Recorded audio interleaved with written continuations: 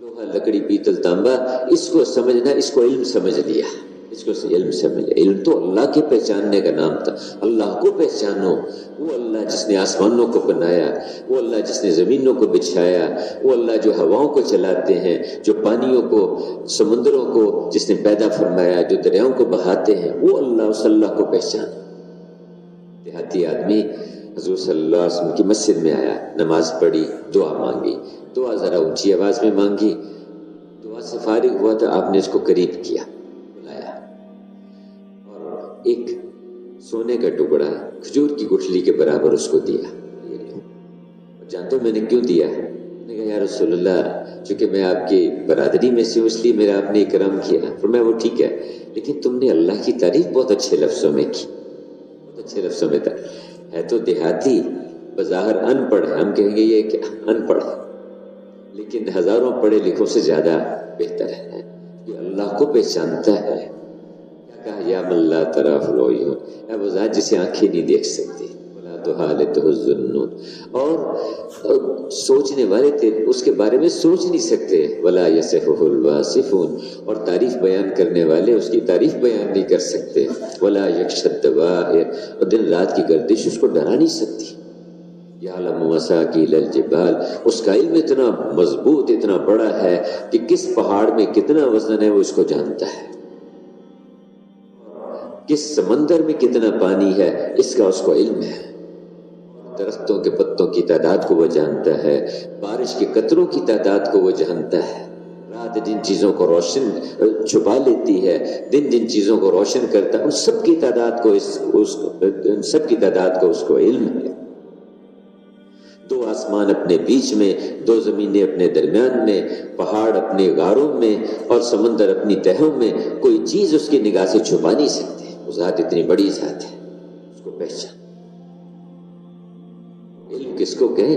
اللہ کو پہچاننا، اللہ کو پہچاننا، اللہ کے ضابطوں کو پہچاننا۔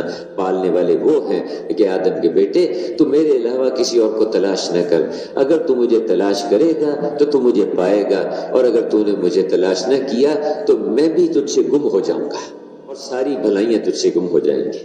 اے آدم کے بیٹے، میں نے تیری روزی تقسیم کر دی ہے، تیری روزی تقسیم کر دی ہے، اگر تو میری تقسیم پر راضی ہو گیا تو تیرے دل اور بدن کو راحت دوں گا۔ یہ تقسیم اللہ کی طرف سے ہے، کسی کو تھوڑا کسی کو زیادہ، یہ اللہ کا نظام ہے۔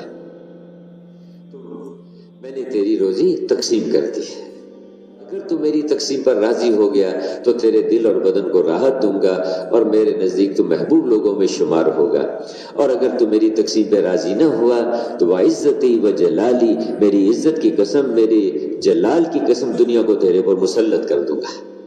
تو دنیا میں ایسے بھاگتا پھرے گا جیسے جنگل میں جانور بھاگتے ہیں، لیکن تیری بھوک دور نہیں ہوگی اور میرے نزدیک تو ذلیل اور گرے پڑے لوگوں میں شمار ہوگا۔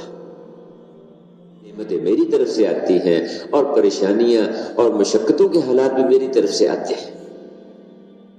جو میری نعمتوں پر شکر نہیں کرتا اور میری طرف سے آنے والی جو مصیبتیں ہیں ان پہ صبر نہیں کرتا اور میری لکھی ہوئی تقدیر کے فیصلوں پہ راضی نہیں ہوتا، تو جائے پھر کسی اور کو خدا بنا لے، کسی اور کو اپنا رب بنا لے۔ اللہ کا نظام ہے، روش اللہ کے ارادے سے ہے، حفاظت اللہ کے ارادے سے۔ تو اللہ کو پہچاننا یہ علم ہے، اللہ کو پہچاننا یہ علم ہے۔ نے علم پتہ نہیں کن چیزوں کو سمجھ لیا، مخلوق سے اللہ کے ارادے کے بغیر ہوتا نہیں ہے، اس سارے کو پہچان لو، اس سے ہونا ہی نہیں، اور یہ علم نہیں ہے۔ علم تو اللہ کو پہچاننے کا نام تھا، اللہ کے رسول کو پہچاننے کا، اللہ کے اوامر کو، ان ضابطوں کو پہچاننے کا نام ہے۔ اللہ کے ہاں سے عزت کس پہ ملے گی؟ کون سے اعمال ہیں جس پہ اللہ پاک کی طرف سے امن آئے گا، کامیابیاں ملیں گی، راحتیں ملیں گی، محبتیں آئیں گی؟ تم دنیا بھر کے خزانے خرچ کر لیتے تو تم آپس میں محبت نہ پیدا کر سکتے۔ یہ محبت ہم نے پیدا کی ہے اور وہ ایمان اور عمل کی بنیاد پہ ہوتی ہے۔ بستیوں کے لوگ ایمان اور تقوی کو اختیار کر لیں، ہم زمین و آسمان کی برکتیں ان پر کھول دیں۔ ایمان ہوگا، ایمانی زندگی ہوگی، اللہ پاک ان کو صاف ستھری پاکیزہ محبتوں والی زندگی عطا فرمائیں گے، حیاتاً طیبہ، حیاتاً طیبہ۔ صاف ستھری زندگی اللہ دیں گے، محبتوں والی زندگی دیں گے، ہر ایک کی جان محفوظ، ہر ایک کا مال محفوظ، ہر ایک کی عزت محفوظ، ہر ایک دوسرے کا خیر رکھا، ہر ایک دوسرے کا ہمدرد۔